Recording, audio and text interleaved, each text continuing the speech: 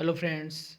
आज अपन बात करते हैं प्राकृतिक संसाधन की, जो आपके रीड सिलेबस में नया ऐड किया गया है। तो इसको देखेंगे तो देखिएगा, प्राकृतिक संसाधन नेचुरल रिसोर्स या नेचुरल रिसोर्सेस भी इसको बोला जाता है।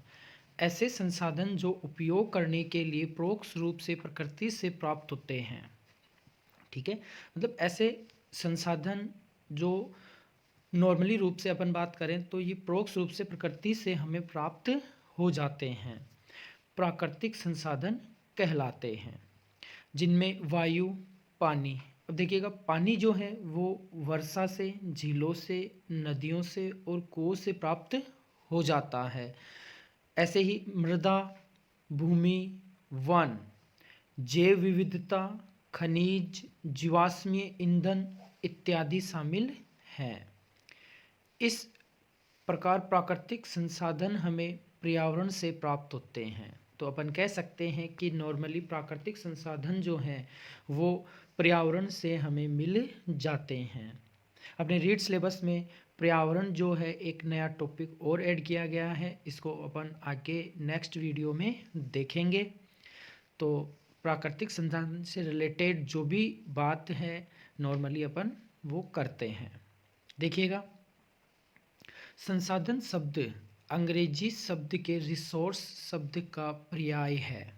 तो अपन क्या कह सकते हैं कि संसाधन जो है वो अंग्रेजी शब्द आंग्ल भाषा से रिसोर्स से लिया गया है। ठीक है, ये दो शब्दों से मिलकर बना है, री और सोर्स। री का मतलब होता है दीर्घ अवधि या पुनः। अपन कह सकते हैं कि दीर्घ अवधि तक चलने वाला, मतलब बहुत समय तक चलने वाला, या इसको पुनः बनाया जा सके। तथा सोर्स यानी साधन या उपाय है। ठीक है, तो आपको ध्यान होना चाहिए कि रिसोर्स क्या होता है, दीर्घ अवधि तक चलने वाला साधन। ठीक है, अपन कह सकते हैं प्रकृति में उपलब्ध वे साधन जिन पर कोई जैविक समुदाय दीर्घ अवधि तक निर्भर रह सके। तो अपन कह सकते हैं कि कोई भी प्रकृति में उपलब्ध साधन है उस पर जैव समुदाय जो है वो अत्यधिक समय तक निर्भर रह सके तथा पुनः पूर्ति या पुनः निर्माण की क्षमता हो, और उसमें पुनः पूर्ति या पुनः निर्मित होने की क्षमता पाई जाती हो, तो उसे क्या कहा जाता है, संसाधन कहा जाता है। और ये प्रकृति में मिले तो इसे प्राकृतिक संसाधन कह देते हैं। ठीक है, उदाहरण के लिए अपन बात करते हैं तो जैसे प्रकृति में वायु और सूर्य का प्रकाश दीर्घ अवधि तक मिलते रहेंगे, ये लगातार अपने प्राकृतिक वातावरण में बने रहेंगे, जबकि वनस्पति को पुनः उत्पादित किया जा सकता है। ठीक है, संसाधन प्रकृति में पाया जाने वाला ऐसा पदार्थ, गुण या तत्व होता है जो मानवीय आवश्यकताओं की पूर्ति करने की क्षमता रखता है। अपन कह सकते हैं कि संसाधन जो है वो प्रकृति में ऐसा पदार्थ, गुण या तत्व है जो मानवीय आवश्यकताओं की आसानी से पूर्ति करता है। ठीक है, नेक्स्ट देखिएगा, प्राकृतिक संसाधन एवं उनका वर्गीकरण। संसाधन शब्द का अर्थ ऐसी कोई वस्तु जो मनुष्य की आवश्यकताओं और अपेक्षाओं की पूर्ति हेतु जैविक एवं अजैविक पर्यावरण से प्राप्त होती है। ठीक है, या तो इसको जैविक रूप से प्राप्त किया जाता है या अजैविक रूप से प्राप्त किया जाता है। प्राकृतिक संसाधन प्रकृति के प्राकृतिक पदार्थ हैं और ये पृथ्वी पर सतत जीवन और हमारी आर्थिक व्यवस्था को मजबूत कर सकते हैं। या अपन कह सकते हैं कि ये क्या हैं, प्राकृतिक पदार्थ हैं और पृथ्वी पर सतत जीवन और आर्थिक व्यवस्था को मजबूत करते हैं। ठीक है, नेक्स्ट देखिएगा, प्राकृतिक संसाधन जो हैं उनका वर्गीकरण यहाँ पर दिया गया है कि प्राकृतिक संसाधन को दो भागों में विभक्त किया गया है, नवीकरणीय और अनवीकरणीय। ठीक है, नवीकरणीय को वापस दो भागों में विभक्त किया गया है, निरपेक्ष नवीकरण और सापेक्ष नवीकरण। ठीक है, इसमें देखिएगा, जब भी अपन बात करते हैं अनवीकरणीय की, अनवीकरणीय को अलग अलग पार्ट्स में डिवाइड किया गया है। जैसे इधर देखें अपन, सूर्य में आपको सौर ऊर्जा मिलेगी, ज्वारीय ऊर्जा मिलेगी और पवन ऊर्जा या वायु ऊर्जा मिलती है। ऐसे ही अजैविक चक्रीय संसाधन के रूप में जैव भू रसायन चक्र, जैसे जल चक्र हो गया, ऑक्सीजन चक्र हो गया, CO2 चक्र हो गया और नाइट्रोजन चक्र हो गया, ये प्राप्त होते हैं अजैविक चक्रीय संसाधन से। ठीक है। सामान्य जैविक संसाधन में जनन एवं वृद्धि आ जाती है, जैसे पौधों और जंतुओं की वृद्धि। जटिल जैविक संसाधन में जैविक एवं अजैविक के मध्य संबंध, मतलब जैविक और अजैविक को किस तरीके से परोक्ष रूप से सम्मिलित किया जाता है या आवरण बनाया जाता है, उसे जटिल जैविक संसाधन कह देते हैं। जैसे पारिस्थितिकी तंत्र, पारिस्थितिकी तंत्र भी एक नया टॉपिक है, इसको भी अपन पढ़ेंगे। भूमि और मृदा। ठीक है। नेक्स्ट है आपके इसी में अनवीकरणीय में खनिज और जीवाश्मीय ईंधन। खनिज दो प्रकार से विभक्त किया गया है, धात्विक और अधात्विक। ठीक है। जीवाश्मीय ईंधन जैसे तेल हो गया, कोयला हो गया, गैस हो गया, लिग्नाइट हो गया, पिट हो गया, ये सभी क्या हैं, जीवाश्मीय ईंधन है। ठीक है। तो एक एक करके अपन इनको देखेंगे। इसमें सबसे पहले अपन बात करते हैं नवीकरणीय संसाधन की। ठीक है। नवीकरणीय संसाधन देखिएगा, रिन्यूएबल रिसोर्सेज।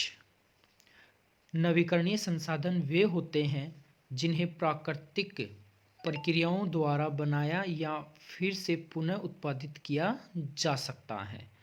कि मतलब कोई भी प्राकृतिक प्रक्रिया है उससे इसको बनाया जाता है। जैसे वायु, जल, मृदा, वनस्पति और जंतु प्राथमिक नवीकरणीय संसाधन हैं। ठीक है। तो आपको ध्यान होना चाहिए कि कौन कौन से नवीकरणीय संसाधन हैं, वायु, जल, मृदा, वनस्पति और जंतु। ठीक है। क्योंकि वे प्राकृतिक रूप से पुनः चक्रित एवं स्वयं जनन द्वारा उत्पन्न होते हैं। ठीक है। नवीकरणीय संसाधन सतत या निरपेक्ष हो सकते हैं, तो ये बात आपको ध्यान होनी चाहिए। कैसे होते हैं नवीकरणीय संसाधन, सतत और निरपेक्ष होते हैं। ठीक है। नवीकरणीय संसाधन सतत एवं निरपेक्ष हो सकते हैं जिससे ये हमेशा के लिए खत्म होने या मानव के जीवन चक्र में पुनः निर्मित करने के लिए सशर्त नवीकरणीय संसाधन जिसे पुनः निर्मित और पुनः उत्पादित किया जाना चाहिए ताकि वे हमेशा के लिए समाप्त न हों। ठीक है। कि मतलब इनको बनाए रखने के लिए या यूं कह सकते हैं बचाए रखने के लिए ऐसे प्रोसेस किए जाते हैं कि इन्हें पुनः निर्मित या इनका पुनः उत्पादन किया जा सके ताकि ये हमेशा के लिए समाप्त ना हो। ठीक है।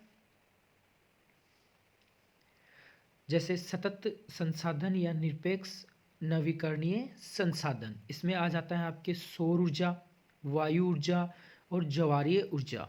ठीक है। ये सभी वास्तव में मानव के जीवन काल में कभी समाप्त न होने वाले संसाधन हैं।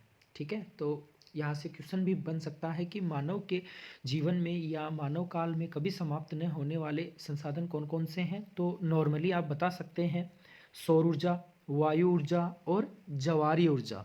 ठीक है। इसमें देखिएगा सौर ऊर्जा क्या होती है। सौर ऊर्जा, सोलर एनर्जी, ऊष्मा और प्रकाश के रूप में प्रतिदिन पृथ्वी पर भेजी जाती है, चाहे हम उसका उपयोग करें या ना करें। सौर ऊर्जा को नियंत्रित तरीके से अंतरिक्ष और पानी गर्म करने के लिए कर सकते हैं या फिर भाप उत्पन्न करके इसको बिजली के रूप में परिवर्तित कर सकते हैं। तो किस किस रूप में इसको उपयोग में लिया जा सकता है, अंतरिक्ष और पानी गर्म करने के लिए, बिजली के उत्पादन के लिए। ठीक है। नेक्स्ट देखिएगा वायु ऊर्जा, विंड एनर्जी। सूर्य द्वारा पृथ्वी को ध्रुवों की तरफ से भूमध्य रेखा पर अधिक गर्म करता है और पृथ्वी के घूमने के कारण हवा बहती रहती है जिसे पवन कहते हैं। इस प्रकार वायु में अप्रोक्ष रूप में सौर ऊर्जा का ही एक रूप है और पवन चक्कियों की सहायता से इसे प्रयोग करके बिजली बनाई जा सकती है। ठीक है। भारत के तटीय क्षेत्र विशेषकर पवन ऊर्जा से विद्युत का उत्पादन करने के लिए उपयुक्त खोज है। या यूं बोल सकते हैं कि भारत के तटीय क्षेत्र में अत्यधिक पवन ऊर्जा से विद्युत का उत्पादन किया जाता है। तो ये बात आपको ध्यान होनी चाहिए, कौन से क्षेत्र में? तटीय क्षेत्र में या तटवर्तीय क्षेत्र में। ठीक है, नेक्स्ट देखिएगा, ज्वारीय ऊर्जा, टाइडल एनर्जी। इसे उच्च ज्वारीय तरंगों से उत्पन्न किया जा सकता है। ठीक है, मतलब उच्च ज्वारीय तरंगों से इसको बनाया जा सकता है। भारत में ऐसे क्षेत्रों की पहचान की गई है जहां पर ज्वारीय ऊर्जा को उत्पन्न किया जा सकता है, जैसे कि गुजरात में कच्छ की कहाड़ी और कैम्बे इसके क्षेत्र होते हैं। पूछा जा सकता है गुजरात में कच्छ की कहाड़ी और कैम्बे, जहाँ पर ज्वारीय ऊर्जा प्राप्त की जाती है। क्लियर?